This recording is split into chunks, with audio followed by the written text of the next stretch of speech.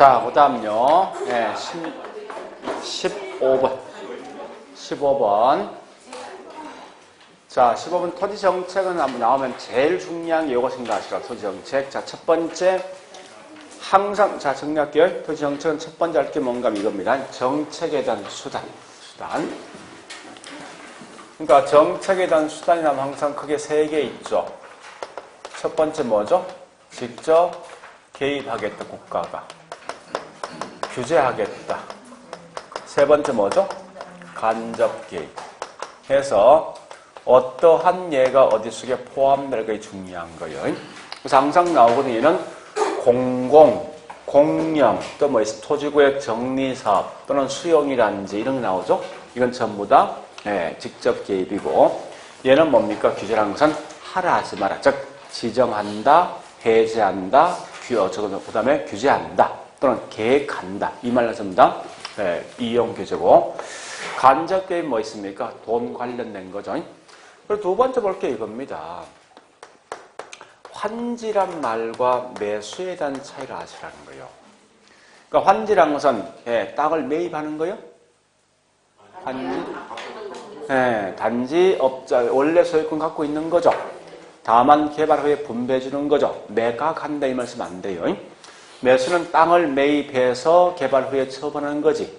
이때 보니까 매수 방식이 두 가지 방식이지 않습니까?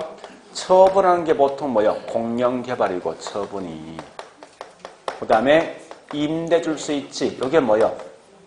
오케이. 공공 임대 보유 방식이죠. 이렇게 하시면서 이때 요 두 개를 구분할 때 항상 이 환지의 가장 대표적인 토지구역 정사업이죠.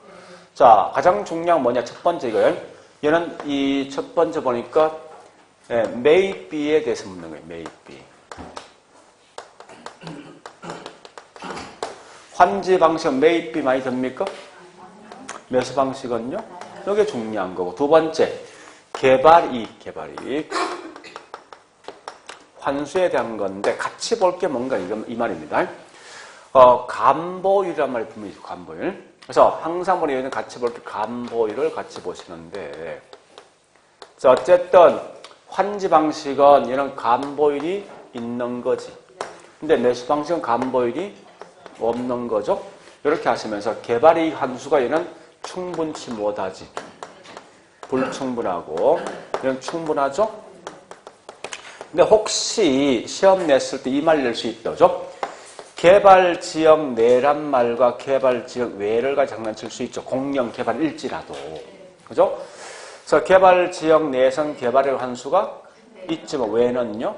요거까지 하시고. 그 다음에 이중가격은 반드시 집을 처분한다는 개념이에요. 그럼 결국 이중가격 반드시 뭐예요? 매수가격이 나오겠죠. 그죠? 논리상 보니까.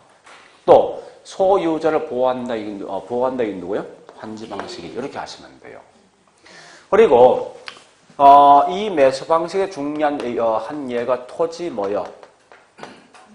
은행 제도가 있지. 자, 이거 말랍니다. 자, 땅을 매입하지. 항상 핵심은 미개발된 토지야. 누가 매입하죠? 국가가. 저 국가가 보유하다가 처분하는 거지. 자, 이때 토지은행 제도의 장점 3개 있어. 첫 번째. 네? 아니, 장점. 다시, 자, 첫 번째, 이제 매수니까 뭐요? 개발이 환수가 충분하다. 두 번째, 뭐 있어? 국가가 필요할 때 적기 공급할 수 있다. 세 번째. 그렇지. 무질서, 무계획적인 확산을 방지할 수 있지. 자, 단점. 두 번째, 주변 지역의 토기가 요거까지. 그렇게 묶어보시라고요. 자, 따라서 1번 갑니다. 1번 보니까 토지 공개념은 말 그대로 국가에서 개입한다는 거예요. 이거와 관련되어 있는 부동산 특성은 부정성. 이게 핵심이라 문제가. 자, 그 다음에 2번 소유 편중 문제가 해결하기 위해선 개발이익을 환수하거나 보유 과세 등을 높이는 수단을 하려고 한다. 맞죠? 그죠? 세 번째, 자, 이건 뭐 기억하고 있는 거죠? 세 개 있죠. 현행 시행하고 있지 않는 세 개. 뭐뭐요? TDR. 택지 소유 상한제. 네, 토지 초과 이득세. 자, 네 번째. 공영 개발 라이스. 이건 무슨 방식이죠? 매수 방식. 개발이 환수하거나 공공용 적기에 공급할 수 있죠. 초기 비용 많이 들죠. 5번은 주민 의견 수렴 극대화는 누구예요? 환지. 근데 이중가격제는 단점. 이중가격이 누구지? 토지. 이건 저기 있는 매수 방식. 절대 있죠. 여기서 환지는 이중가격 자체가 없어요? 없다고. 자, 그 다음에 17번. 이건 진짜 많이 했다, 그죠? 진짜. 자, 마지막 정리해보자고, 이제. 네, 17번. 이용 규제. 또 뭐가 있습니까? 공공임대. 또 뭐가 있죠? 보조금 제도 3개 있어요. 자, 첫 번째, 이거 항상 볼 때 단기란 말과 장기를 구분하셔야 되죠. 단기는 항상 누구만 변화 있습니까? 수요만. 혜택이 있을 수 있죠? 장기는 기본 전제가 공급 변화인데 얘도 혜택이 있을 수 있어요. 자, 가장 기본은 규제는 수요 뭡니까? 공급은요? 네, 공공은 수요도 공급 둘 다 뭐요? 네, 보조금 수요도 공급도 뭐죠? 이렇게 먼저 가시라고요. 문제 풀 때. 혜택은 항상 얘는 신규와 기존. 이거는 공공과 사적. 얘는 임대인과 임차인입니다. 그래서 규제에서는 단기는 누가 혜택이 있습니까?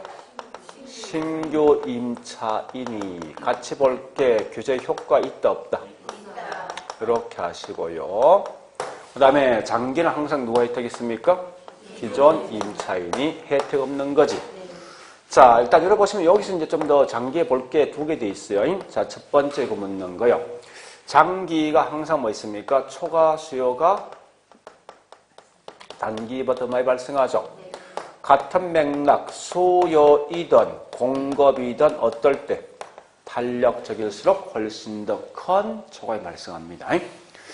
자, 또한 같이 보니까 장기에선 공급 부족이 뭐요? 더 심각해지죠. 주택에 대한 질은요? 떨어지고 중요한 말은 기존 임대주택이 다른 용도로 넘어갑니까? 다른 용도 들어옵니까? 넘어가는 거지 이게. 그죠? 네, 이렇게 하시고 만약에 보니까 이때 규제 임료가 시장보다 높으면 어떤 효과 있습니까? 아무런 영향 없더라. 이렇게 하시면 돼요. 자, 그 다음에 공공임대주택은 단기는 누구만? 둘 다지. 공공과 사적이. 장기는 공공만. 얘는 딱 한 개. 사회 전체 주택량은 불변. 자, 보조금 정책은 임대인은 단기지. 임차인은요? 이렇게 하시면서.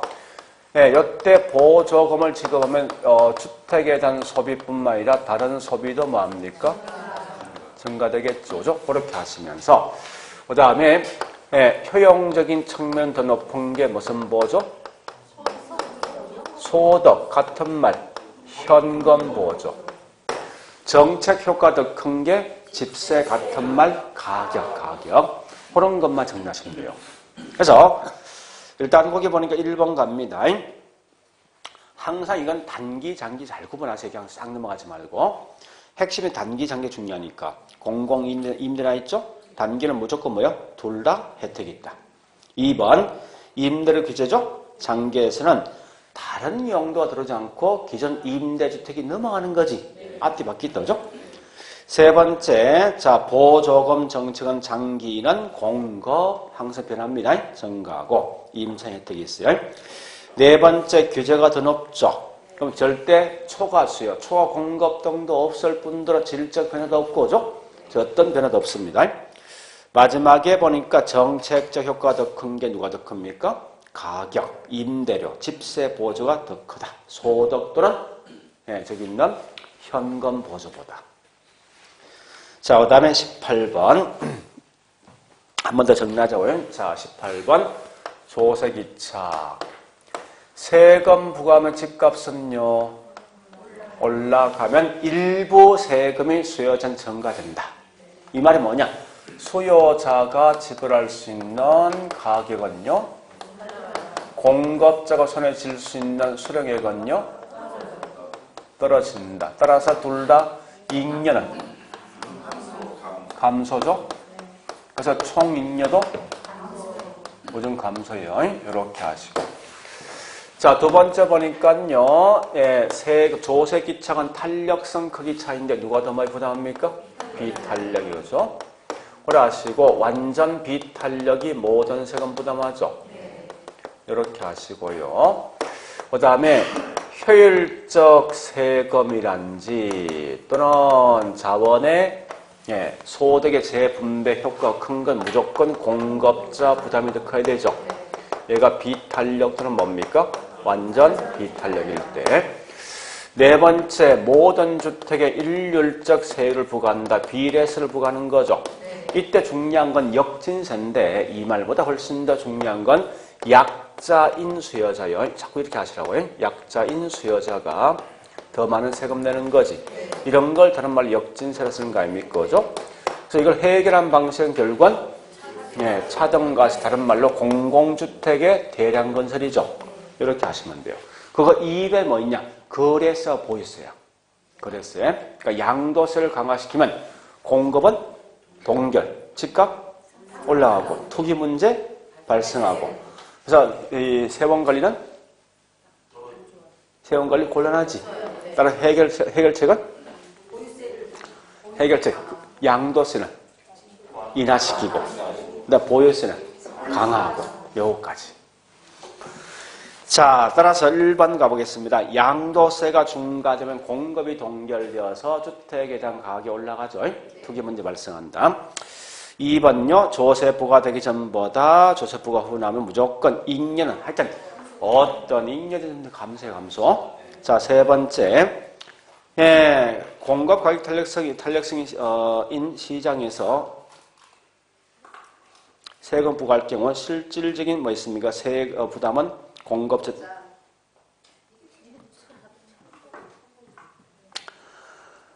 3번 문제 안 된다 이거. 공급이 탄력적일 때 써야 돼. 탄력적일 때. 공급이 탄력적인 시장. 탄력성이 아니라.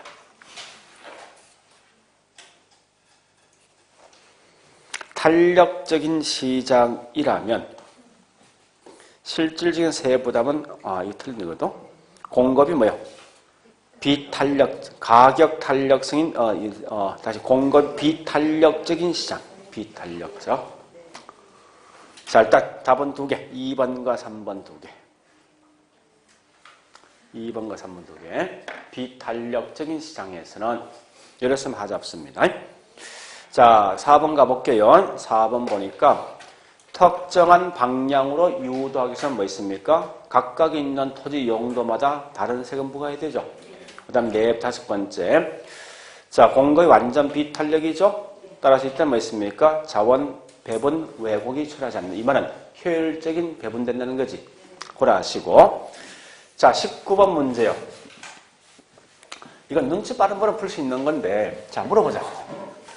잠시만요. 잠시만요. 자, 보세요.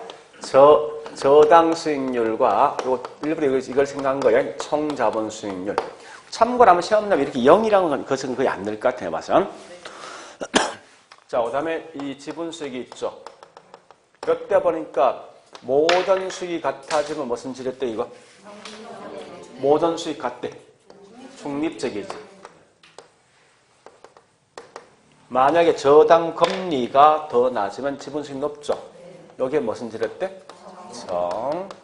그 다음에 거꾸로 뭐 있습니까? 지분 수익이 제일 낮을 수 있죠. 이렇게 바뀔 수가 있어요. 이게 뭐죠?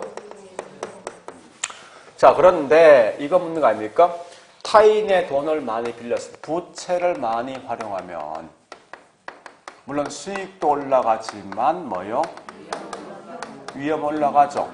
이럴 때 제대로 된 진폭은 정은? 부도? 이런 변화 있어? 요거 지금 묻는 거예요, 문제가. 응? 이 말은 수익률 변화 없다는 거예요. 즉 무슨 말이냐 보세요. 거기 현재 대출금, 자, A 부동산 투자 수익률이죠. 총 잠수익 몇 프로예요? 20%. 저당 몇 프로입니까? 얘도 20이래 무조건. 무조건 20 나온다. 아무리 남돈을 많이 빌려도. 그 말이 요거 묻는 거 아닙니까? 남돈 많이 빌렸을 때 중립적은 변화 없다. 라고 묻는 문제가. 자, 해보자고. 항상 나면 총 투자는 여기 있는 수익과 그 다음에 있는데 얘가 뭐 있습니까? 지분과 저당이 있죠. 일단 그 금액이 없죠, 그죠? 없으면 무조건 10억 쓰자. 편하게. 그래서 남돈 빌렸다. 저기 투자 수익이 20%죠? 결국은 수익이 얼마요? 2억 나왔잖아. 이때 보니까 대부비율이 50%란 말 뜻은 남돈 5억, 내 돈 5억이지. 이자가 몇 프로죠? 20%. 그러면 5억에 20% 얼마요? 1억. 2억 중에 뭐 있습니까? 1억이면 내 돈 얼마요? 1억이지. 그 결과 5억 중에 1억이니까 20% 아닙니까? 그러니까 실제 변화 없이 다 똑같잖아요, 이게. 그 다음, 자, 두 번째 빌린 게 80%지. 80, 그리고 남돈 8억 빌린 거지. 내 돈 2억 투자한 거 아니에요? 여기 20% 아닙니까? 1억 6천 되겠네? 이자가. 2억 중에 1억 6천이면 결국은 내 손이 지는 금액은 4천. 그래서 2억에 4천 하면 20% 변화 없잖아요, 이게. 수익률 변화 없다는 거예요. 이렇게 묻는 건데, 하여튼, 어쨌든, 이런 표현을 좀 할 수 있어야 돼요. 이걸 굳이 몰라도 있죠, 이 푸시라고, 그럼. 자, 그 다음에, 20번. 요건 말로 그냥 갑니다. 자, 1번 가자고요. 앞에 뭐 나와 있어? 유동성. 뭐 나와야 돼? 현금으로 전환되는 것. 자, 2번 갑니다. 위험 처리 방법에서 기대 수익은 상향, 하향. 하향 조정. 요구 수익은요? 이거 했어요, 몇 번. 기억하셔야 돼. 자, 다시. 우리 위험 처리 방식 보세요. 위험 처리 방식 크게 세 가지 방식이 있죠. 위험한 요소를 제외시킨다. 보수적 예측 방식이다. 그 다음 위험 조정 확률 3개 있죠. 보수적 예측은 뭘 따지는 거예요? 기대 수익, 수익을 낮은 걸 선택한다고. 이 말 기대 수익을 낮은 걸 선택한다고. 이 말 같은 말이 기대 수익이 하향 조정이야. 이건 보수 예측이라고. 위험 조정 할인율은 뭐 있습니까? 위험이 높으면 수익도 높죠. 이 말이 뭐냐? 결국 요구수익 높은 걸 선택하죠. 같은 말 요구수익을 상향 조정입니다. 그걸 좀 구분하시고요. 그 다음에 세 번째, 표준 편차 값이 적단 말은 예상되는 수익이 실제 수익에 가까운 거죠. 네 번째 뭐 있습니까? 수익성의 결정 영향 주는 요소로서 가망도 분석이 된다. 이런 그냥 통과시켜버리라고. 5번, 모두 자기 자본만 투자했다. 이 말은, 자, 과연 이 말이 금융상 위험 것으로 관련돼 있냐 묻는 거예요. 거꾸로 하자고. 타인의 돈을 빌렸다면 이건 뭐요? 남돈, 금융이지. 그러니까 이 금융상 위험 관련돼 있다. 두 번째. 보니까 자기 돈만 투자했죠. 결국 금융상 위험은 제거된다. 이렇게 보는 거예요. 자, 그 다음에 21번. 이제는 이건 거의 대부분 맞추시더라고, 대부분 다. 자, 일단 3개 딱 나오죠. 나오면 첫 번째, 자, 거기 A, B, C가 있거죠. A, B, C가 있으면 기대 수익과 위험이 있어요.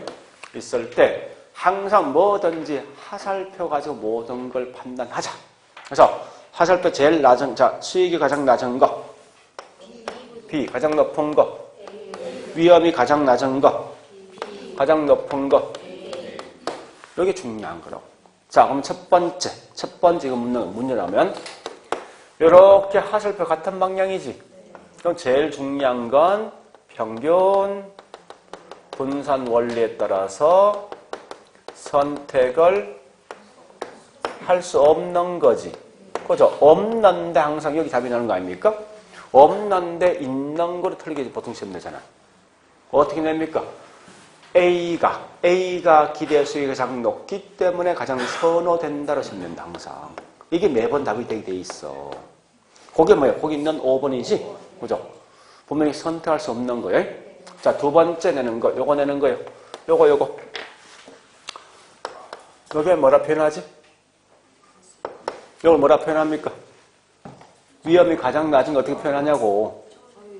그러니까 아니 이걸 어떻게 표현하냐고. 거기 내용 보니까 4번 항상 이 말 나온다 무조건. 그러니까 위험이 가장 낮은 게 뭐 있으면 실제 수익과 예상되는 수익은 가깝다라고 설명이 돼 있어. 이게 4번이야. 그 다음 내는 게 뭐 있냐 보니까 1번 이거 묻는 거지. 자, 요거 수익이 가장 낮고 위험이 가장 낮은 게 1번. 이 말이 뭐냐? 이거 묻는 거 아닙니까? 얘는 항상 나오면 위험 한 단위당 수익이라 표현하든지 수익 한 단위당 위험 나오든지 요 말 같은 말이 뭐예요? 이게 변이계수. 항상 변이계수 나오면 무조건 이거 뭐 있습니까? 저 위험, 저 수익인 게 답이다. 굳이 그 계산을 생각하지 말라는 게 문제가. 실제 하면 이 값 나오게 돼 있어요, 무조건. 그래서 일단 여기 벌써 보세요. 하나, 둘, 세 개, 네 개 했잖아. 그죠? 자, 그런 다음에 3번 이거죠. 세 가지 유형을 보니까 위험이 크면 좀 각각 기대수익이 더 커지지. 그죠? 자, 2번 가볼게. 항상 상관계수는 높은 거 선택해, 낮은 거 선택해. 상관계수 어떤 거 선택해야 됩니까? 낮은 거 선택해 많은 위험지 갈 수 있을 거 아니에요. 가장 낮은 게 누군데? 0.5. B하고 주식이지. 네, 그렇게 묻는 거예요. 다만 우리 보기 2번에서는 조심할 건 혹시 나오는 이게 체계인지 비체계 확인하셔야 돼요. 그건 좀 조심하라고요. 그러니까 어쨌든 저는 이 표가 나온다 생각합니다. 우리 어쨌든 포트를 매번 시험 내게 돼 있으니까.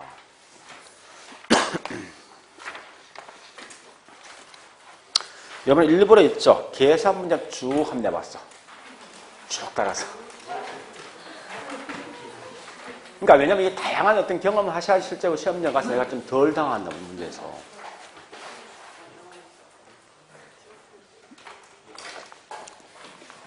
자, 22번. 이렇게 분명히 시험 낼 거란 문제에서. 자, 우리 이거 물어보자고. 자, 상환비율 물었지. 이런 상환 비율 플러스 보선 비율, 잔금 비율. 웬만하면 저기 시험장 가서 계산기 들고 가세요. 설사 그 계산이 안 치더라도 그냥 왠지 마음에 든든하거든. 그러니까 너무 좋은 거 필요 없죠. 그죠? 우리 쌀집 계산기 있지 않습니까? 항상 조심할 건 제가 제일 걱정인 겁니다. 나누기. 앞들 하지 마라, 이거. 응? 하다 보면 어떤 분은 보통 이렇게 되어 있지 않습니까? 3분의 1 되면 어떻게 합니까? 3을 먼저 쳐. 이러면 꽤 많습니다, 실제. 그러니까 이걸 먼저 해야 되지. 그지? 네. 자, 여기서 키워드 뭐예요? 요거. 이걸 묻든지, 이건 무조건 잔금비율. 잔금비율 값을 알고서 이거 풀 수 있다고. 잔금비율은, 현가분해. 현가지, 분모, 전기간, 분자, 잔여기간이죠. 그래서 이렇게 해서 문제 푼다는 요령을 좀 아시라고요. 요거 마시면 돼. 그래서 일단 거기 보니까요. 얘가 대출하는 게 20년간이고 10년 갚았지. 10년 남았네. 따라서 얘는 뭐 있습니까? 20년분의 10년 하면 되겠네요. 따라서 이건 20년분의 10년 하면 20년 얼마죠? 103점 뒤에부터 그 다음 10년 얼마 됩니까? 그럼 요 값 대충 얼마 나올 거예요? 나오면 요 값에다 뭐 있습니까? 빼주면 이 값 나오겠죠. 이렇게 하는 거예요.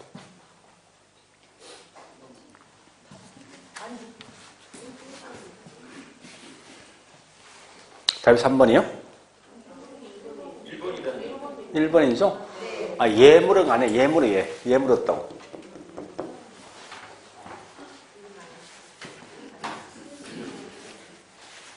그러니까 그러니까 잔금비율과 사은비율 구분하셔야 돼. 자, 그 다음. 네, 23번. 이런 건, 내긴 냈지만 당연히 틀려진 게 맞습니다. 괜히 이거 손대지 말고. 근데 이건 우리 1년짜리면 금방 잘 답을 구할 수 있어요. 물어보자고. 자, 얘가 투자금이 얼마였습니까? 10억 했지. 나왔던 수 1년에 얼마요? 12억 천. 수익률 몇 프로? 수익률. 10억 투에 12억 천 나왔어. 몇 프로? 21%. 그게 무슨 수익률? 그게 내부 수익률. 기대 수익이랑 내부 수익 같잖아, 이게. 그죠? 자, 해보자고, 이제. 이거 푸신 분 있습니까? 자, 순현가입니다. 순현가 공식이 수익의 현가에다가 비용의 현가를 갖다 빼주는 거죠. 자, 수익이 12억 천 나있지? 여태 1년 후 아닙니까? 1 플러스 여기서 무슨 수익률? 요구 수익 쓴다고. 그 요구 수익 값이 얼마예요? 10%지. 그럼 얘는 0.1의 1선. 투자금이 얼마죠? 10억이지. 얘는 1.1에 12억 천이면 이건 얼마 됩니까? 11억. 마이너스 10억은 1억. 그 다음에 두 번째 보니까요. 두 번째. 수익성 지수는 반드시 이거 나는 이거지. 그러니까 비용의 현가에다가 수익의 현가를 빼준 거 아닙니까? 그래서 10억 분의 여기에 11억 된다고. 그래서 1.1 되죠? 자, 이건 제가 낸 목적 두 개 있어요. 자, 보세요. 현재 순현가이든 저기 있는 수익성 지수든 수익의 현가 값은 똑같은 숫자 쓰지? 11억. 10억 쓰지? 그럼 결국 이 말은 뭐냐? 이거 묻는 거예요. 순현가가 MPV가 0보다 크면 항상 반드시 PI도 얼마 됩니까? 1보다 커야 돼. 무조건. 근데 이 말은 순현가가 투자한다면 수익성 투자합니다. 하지만 내부 수익은 반드시 이런 건 아니들 이걸 아시라고. 이게 지금 중요한 거예요. 그러니까 내부 수익은 다른 숫자를 씁니다. 숫자에 대한 개념이 다르다고. 그러니까 항상 순현가 수익성 지수는 똑같은 숫자면서 똑같은 숫자. 그러니까 이건 반드시 똑같은 결론 난다고. 근데 동일한 결론 나지만 얘는 절대 뭐 있습니까? 얘는 같은 결론 안 나온다고. 그러니까 이렇게 보통 시험 낼 수 있어. 예, 순현가가 투자를 한다 하더라도 내부 수익은 그렇지 않을 수도 있다 이렇게 나온다고. 그건 맞는 말이야. 그 개념 아시라고. 근데 순현가 투자는 무조건 뭐 있습니까? 예, 수익성은 똑같은 결론 나야 돼. 그런 두 개에 대한 개념 혹시 말로 시험 나왔을 때 답을 할 수 있어야 돼요. 일부러 이 내용은요. 이걸 좀 제가 인식시킬 목적이 있어. 계산 문제가 아니라 사실은. 근데 내부 수익은 실제 복과의 내부 수익은 이렇게 하거든요.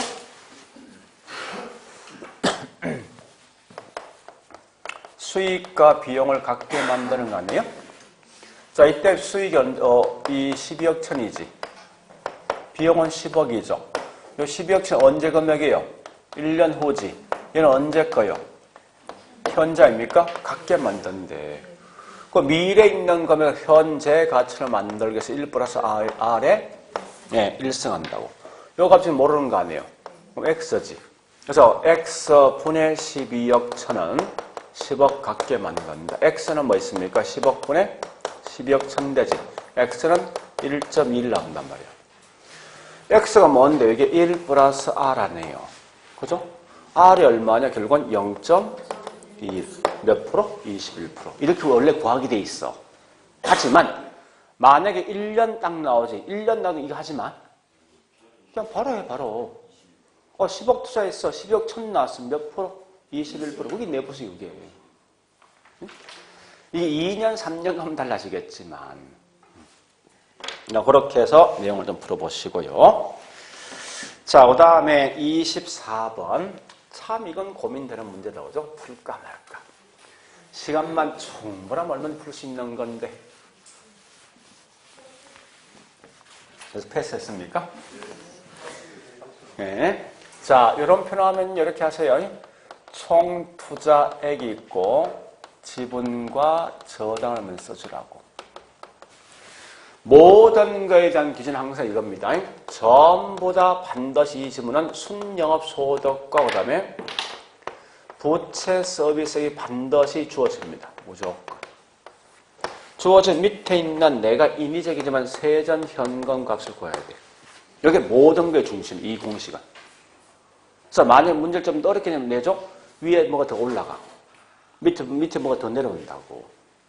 그러니까 이걸 모든 중심에 움직이게 돼 있어 항상. 그러면 일단은 거기 보니 뭐 있습니까? 총 투자 금액이 1억이잖아. 그 다음 뭐 있습니까? 저기 있는 부채 저당이 8천이죠? 지분 2천 되겠네. 그 다음에 순영업소득이 얼마요? 그 다음에 부채 서비스는 자, 보세요.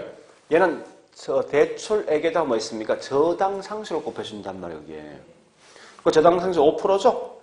결국 얘는 뭐 있어? 400 되겠네? 요값 600 되겠네? 요렇게 출발하시라고, 출발할 때. 그런 다음에 이제 문제 물어줄 때마다 따라만 가시면 돼요. 그래서 거기 있는 문제 보니까 참고로 이 질문은 나올 게 뻔합니다. 이게 난 무조건 첫 번째 출발해야 돼. 손소득 성수. 같은 말이 회수기간. 역수가 뭐죠? 환원율이지?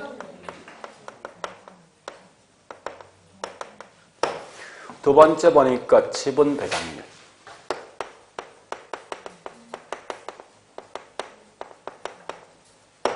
역수가 뭐요? 자, 일단 가보자고. 공식 뭐지? 영업소득 분의 무슨 투자? 총투자야. 자, 지분 배당 공식이 뭐요? 분모. 분의 세전이지. 얘는 성수가 무조건 역수는 성수야. 들어오는데 이 성수가 보니까 역수면 뭐분의 뭐 역수니까 세전분의 지분이지. 이건 무슨 성수? 들어가는 거라고. 응? 됐죠? 그러니까 항상 비율 반대가 성수입니다. 이 공식은 반드시 하셔야 돼요. 자, 그러면 일단 거기 있는 값을 봐볼게요. 1번 나와 있는 게 부채 감당률. 바로 갑니다. 자, 부채 감당 요거지. 부채 서비스액 분의 뭐요? 순영업소득. 결국 400분의 1000이가 2.5 나오지. 답은 나왔어요. 4번. 그죠? 자, 그럼 1번도 큰 거 아니야, 이거? 컴이 결국 뭐 있습니까? 남는 거지. 부족한 게 아니라, 그죠? 자, 2번. 자, 이보세요. 자본 회수기간. 순영업소 얼마요? 1억. 총투자 10억. 몇 년의 본전? 10년이지. 그럼 얘는 뭐가 있습니까? 목표가 몇 년이요? 7년. 그럼 이건 뭐야? 투자합니까? 안 하지. 난 7년 만에 본전받아 얻을 목적인데 10년 걸린대. 안 할 거 아니에요.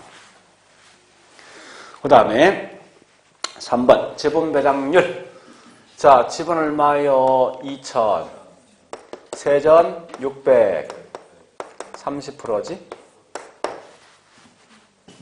그 다음 자, 부채 서비스액 400 나 있죠? 그죠? 네, 이렇게 하시면 돼요. 그래서 이런 개념 정도만 아시면 되겠네요. 자, 25번에 이게 참 고민되는 질문이지 또. 그냥 털고 가세요. 털고. 가만히 보니까 털고 가면 문제 풀 게 몇 개 없네. 그죠? 26번 확실한 게 있고. 그 다음에 22번도 풀 수 있을 것 같고. 그죠? 앞에 있는 저기 뭐 있습니까? 19번도 8번, 19번 이런 거 손댈 수 있겠네. 자, 일단 내용을 탁 보세요. 부동산 가격은 물었거든요. 근데 거기 보니까 지분 배당률 대부별 나 있어. 그다음 보니까 부채 서비스세가 순녀업소 어떻게 뭐가 나올 것 같은데 이거? 아, 얘는 부채 감당률 묻는구나 이거요. 부채 감당률. 자, 일단 가볼게요. 내용상 보니까 현재 이렇게 하셔야 돼. 지분 비율과 뭐 있습니까? 대출 비율 있죠? 네, 대출 비율 얼마요? 60%. 그 다음에 지분이요? 지분 비율. 지분 비율은 뭐 40%입니다. 그건 지분 배당률이고. 그죠? 이렇게 해서 이제 가시는데, 자, 일단 가볼게. 따라가 손영업 소득에다 뭐가 연결될 것 같은데, 부채 서비스액이 있으면요. 여기 뭐 있습니까? 세전 현금이 나오잖아. 자, 거기 키워드가 뭐냐? 지분 배당률이 핵심이에요, 이게. 우리가 알고 있는 지분 배당률 공식이 뭐지? 지분분의 뭐요? 세전 현금, 세전 현금. 그리고 지분 투자액을 여기 구할 수 있겠네, 여기서. 그지? 그러면 얘는 뭐 있습니까? 지분 배당률 얼마나 있습니까? 배당률 4%. 순영업소득이 얼마요? 2,000. 부채가 1,200이죠? 세전 800이죠? 얘가 800 됐는데 요거 얼마? 얼마?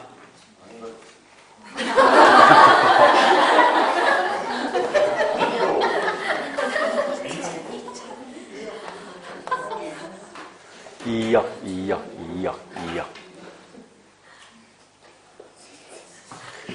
얘가 2억 아닙니까?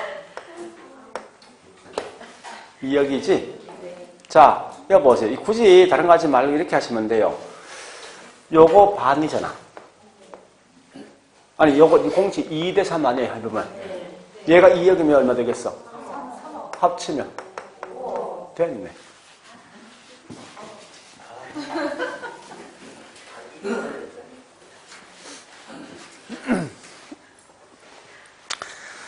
자, 그 다음에 워낙 간단한 뭐 있습니까? 26번 있죠? 자, 26번은 항상 타인의 돈을 빌렸지만 타인 돈을 빌리지 않을 걸 가정합니다. 항상 문제 풀 때. 자, 나왔던 공식이 뭐예요? 기준이 뭐죠? LTV하고 DTI. 자, V분의 L이죠? 가격분의 뭡니까? 네, 저기 있는 대출액이고, DTI는 뭐 있습니까? I분의 D죠? 이런 소득분의 뭡니까? 부채 서비스액. 이렇게 하시면 돼요. 항상 부채 서비스액은 공식이 뭡니까? 대출액에다가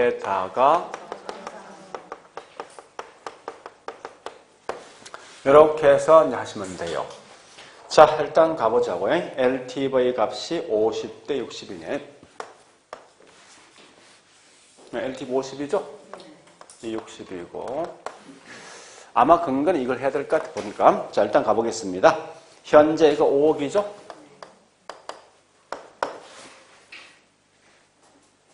맞죠? 네. 그럼 얘 얼마 됩니까? 참고로 있죠. LTV 값이 DTI 높으면요. 무조건 이 값이 낮은 데 들어갑니다, 보통.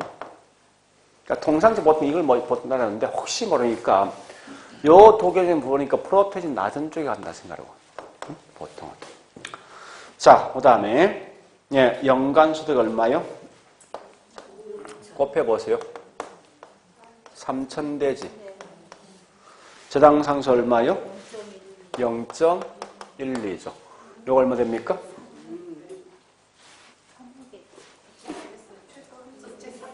어, 3,600이지? 오케이. 이대로. 얘는 얼마요? 3억 빌려가죠? 어느 거 빌려줍니까? 2억 5천이죠? 근데 얘가 기존 대출 받은 거 아닙니까? 항상 조심해야 돼. 연간 얼마요? 1200 갚는 거지. 그 연간 1200을 갚기 위해서는 얘가 0.1리 아닙니까? 얼마 빌린 거요? 1억을 미리 빌린 거 아니에요. 그죠? 호랑 결과 추가 대출은 뭐 1억을 빼주면 1억 5천 이렇게 간다고. 자, 일단 그런 건 좀 잘 좀 정리하시고요.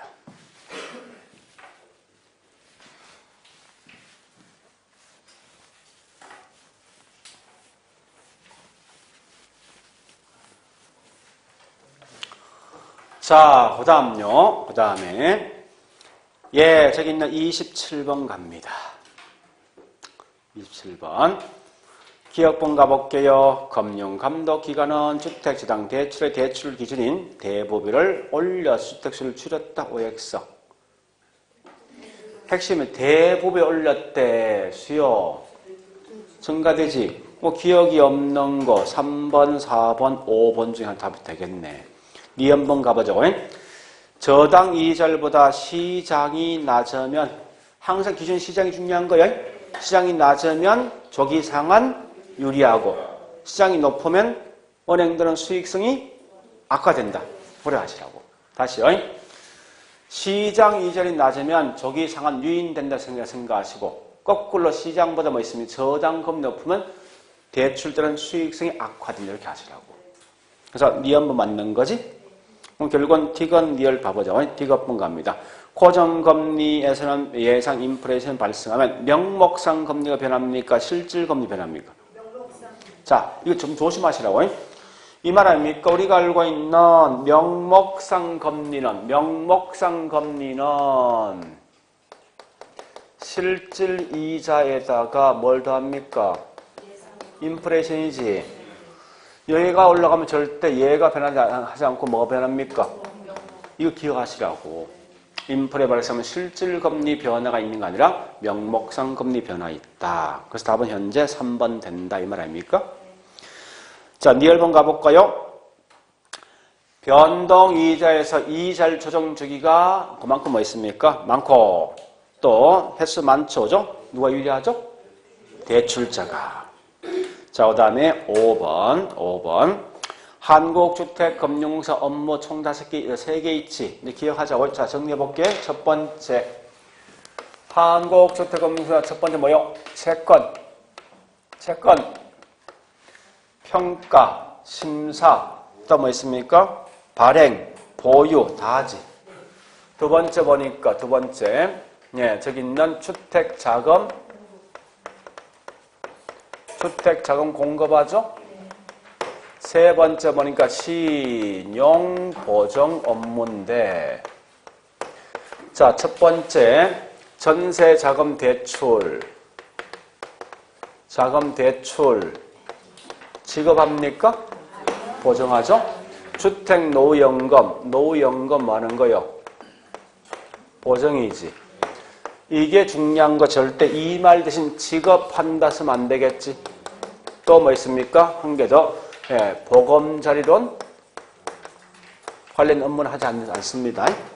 이렇게 하시라고. 이게 꽤 중요한 거예요. 내용상에서. 자, 그래 보시고 28번요. 28번. 자, 바로 갑니다. 1번. 2차 저당시장은 절대 이 속에 뭐 없어야 돼? 차입자 들어가면 안 돼? 차입자 없이 뭐 있습니까? 대출기관과 다른 투자사에서 저당을 사고 파는 시장이고 2번. 담보가 뭐지? 상업이지. 그럼 뭐예요? CMBS. 3번. 저당 채권이 유동화되기 위해서는 1차 저당시장 수익률, 즉 대출금리가 2차 저당시장 수익률, 즉 채권 수익보다 높아야 되지. 3번. 자, 몇 개의 그룹 CMO지. 항상 조심할 건 혹시 저기 틀린다면요. 끝에 뭐 있습니까? 다른 이자입니다. 동일한 이자 아니야. 그건 좀 조심하시고요. 자, 그 다음에 5번 MPTB는 저당권 누구? 발행자. 원리감수주의권 투자자. 자, 29번요. 1번에 좀 제가 약하게 시험 냈는데 2번은 누구 거예요, 이거? 그렇지, 보금자리. 그지? 자, 1번 갑니다. 혼합형은 대출한도 얼마? 50%. 종신입니까? 일정 기간입니까? 종신. 같으면 평생이지. 그거는 좀 조심하고. 2번 이건 보금자리죠? 3번 대출 잔액이 담보 가치를 초과하거나 또는 담보 가치를 하락할 경우에 대출의 위험이 없다. 왜 없습니까? 이 말 일부러 제가 좀 다르게 낸 거예요. 우리 책에 없는 거예요. 은행들이 이거 주택연금 지급하지.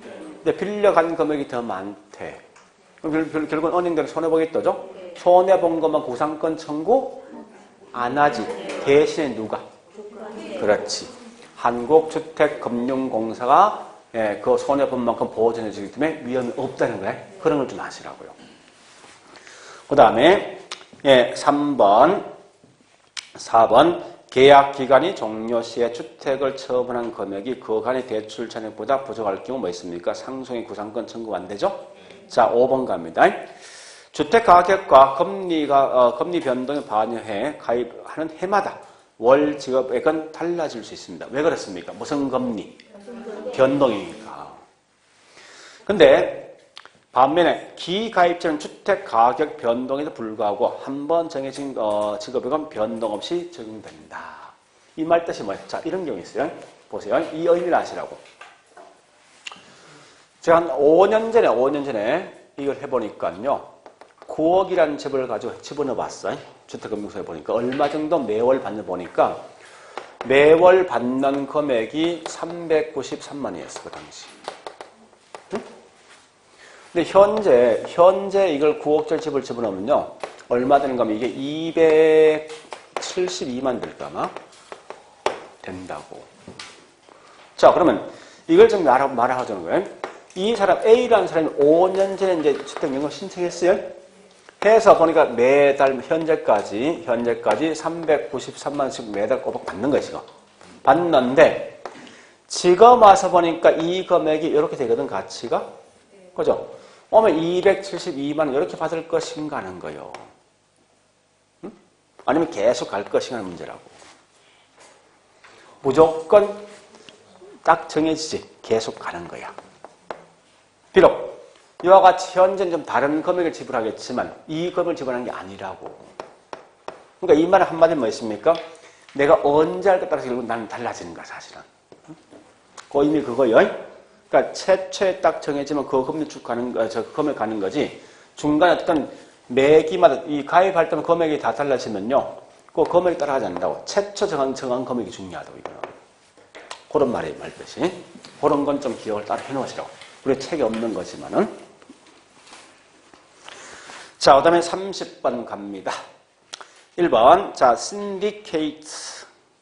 신디케이트와 비교할 건 조인트 벤처.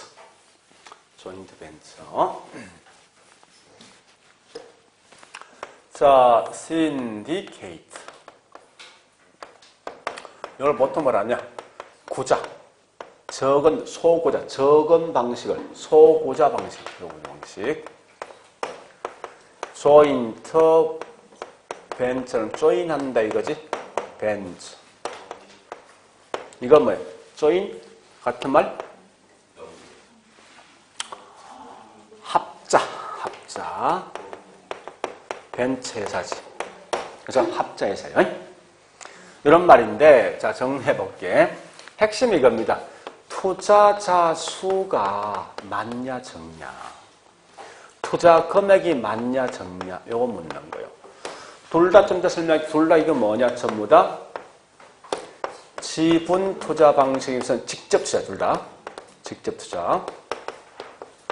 반대로 리츠 있죠. 리츠는 뭔가 하면 지분입니까? 아니면 부채입니까? 리츠. 지분. 직접 간접. 구분하시라고. 리츠는 간접 투자야. 이중인 직접 투자라고. 근데 결론은 뭐냐? 소구자. 적은 돈, 소액의 자금을 많은 투자자 투자하는 게 곧 이게 소구자고.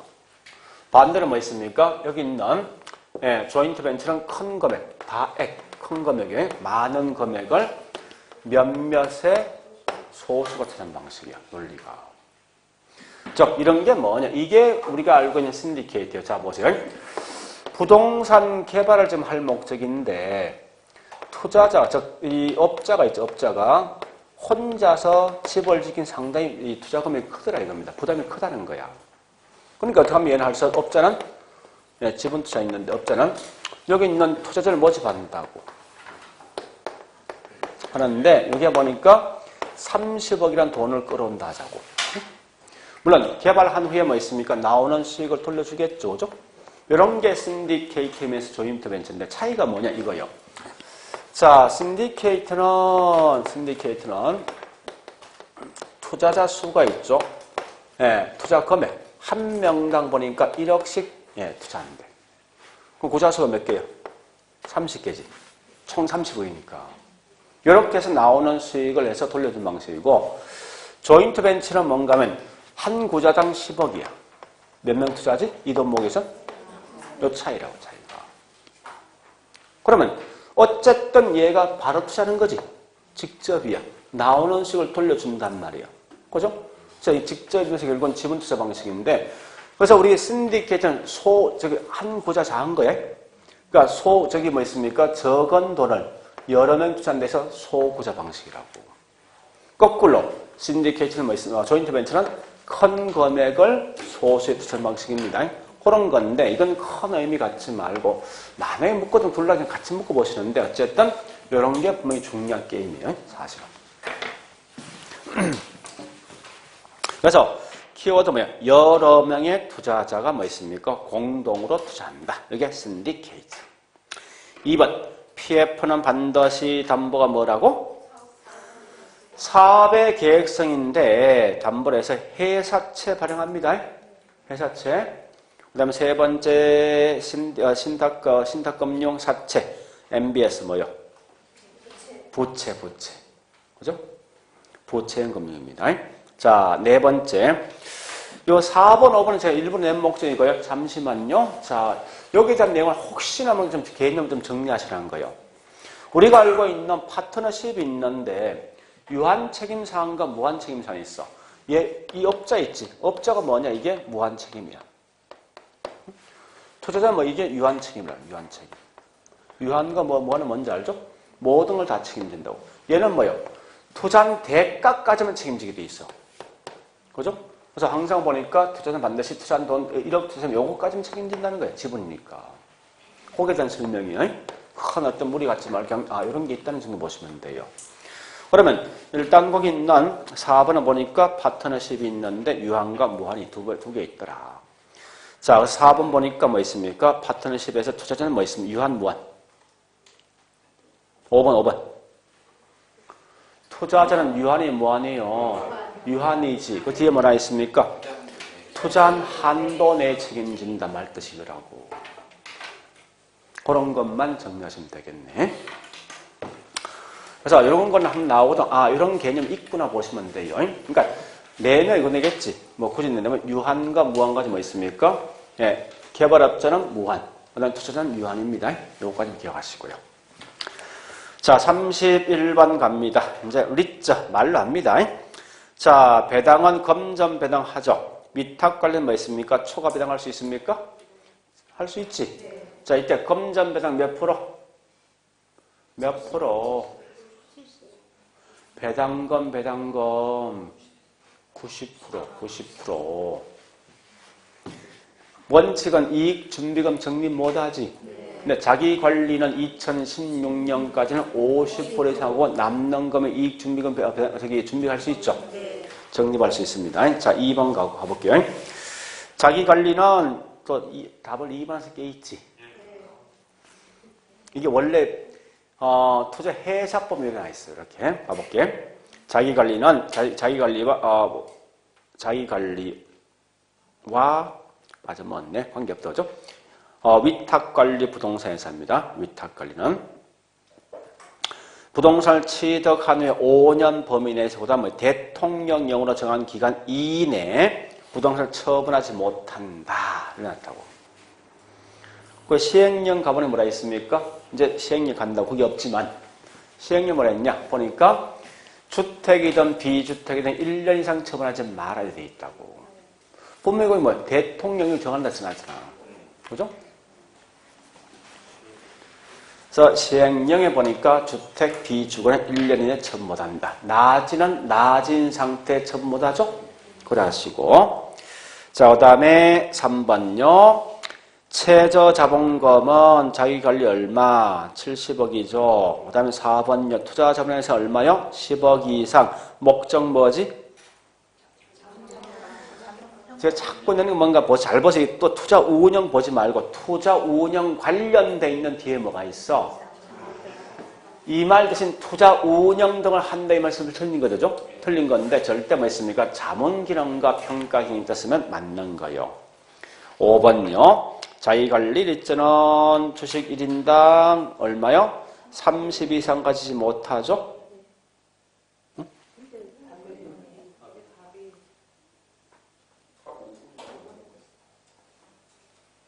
답 없습니다. 답 없어요.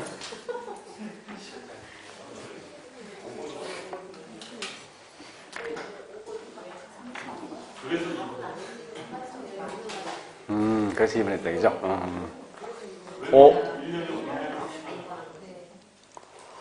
자, 5번은 뭐 자기 관련 반드시 30 이상 가지 못합니다. 예, 다만 위탁 저 기업 구조정은요? 기업 구조정. 예, 그런 의무점 없는 거죠. 예, 그래 보시고. 예, 좀 쉬었다가 32번 다시 볼게요.